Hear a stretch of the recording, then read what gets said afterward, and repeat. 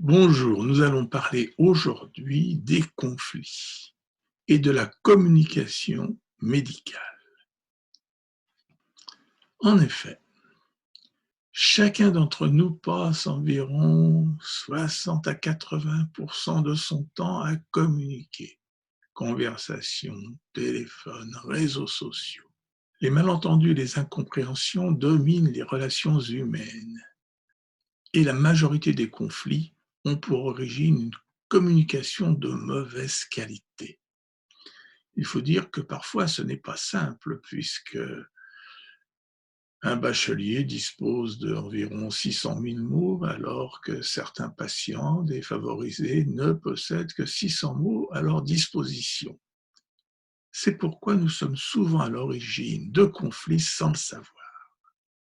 Le schéma général de la communication débute par un émetteur qui a un message intentionnel, ce que je veux vous dire, ce que j'aimais réellement, parfois en bafouillant un peu, et un récepteur, vous-même, qui entendez ce que je dis, qui essayez de comprendre ce que je veux dire, vous retiendrez évidemment quelque chose de ce que je dis et évidemment ce que vous en ferez, ce que vous exécuterez. Les incompréhensions sont tellement importantes qu'il faut revenir fréquemment sur le contrôle, un feedback. Qu'est-ce que vous voulez dire? Expliquez-moi.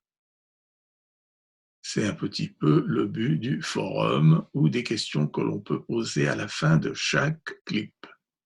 Bien écouter, se faire comprendre est fondamental car l'échec de la communication déclenche la violence.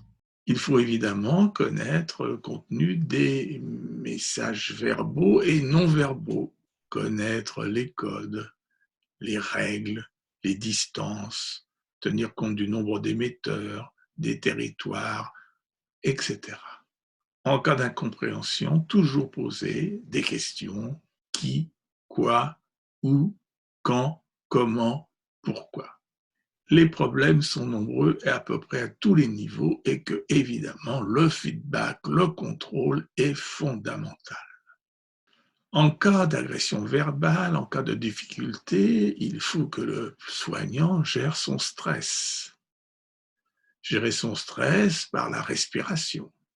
S'il est entraîné à une méthode de gestion du stress, ça n'en est que mieux. Et puis, il doit essayer d'établir une relation, une bonne communication et à tout prix éviter le cercle de l'agressivité.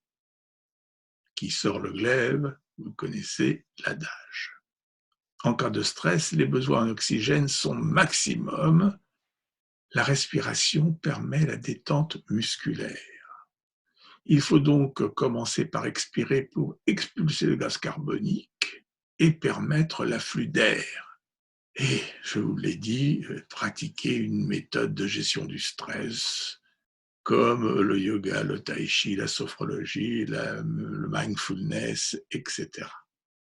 Pour établir une image apaisante, il faut donner une image positive de soi. Donc, la tenue vestimentaire du soignant est importante. Il doit se présenter comme un médecin, même si les codes changent beaucoup, nous le savons. Il doit avoir des gestes maîtrisés et surtout rester sur son territoire, c'est-à-dire ne pas rentrer dans celui d'une personne agressive. Il est professionnel. Il garde une distance professionnelle. Il doit écouter en évitant d'interrompre la personne et nous l'avons vu, pratiquer le feedback en cas d'incompréhension de sa part ou de celle de la personne, de l'interlocuteur. Le médecin doit faire preuve de courtoisie, mais aussi de fermeté si besoin et ne pas s'exposer inutilement. C'est le respect de ces règles qui permet de limiter, à défaut d'éviter, les risques d'incompréhension et donc de conflit. La communication, la relation sont fondamentales dans le travail d'un soignant. Je vous remercie.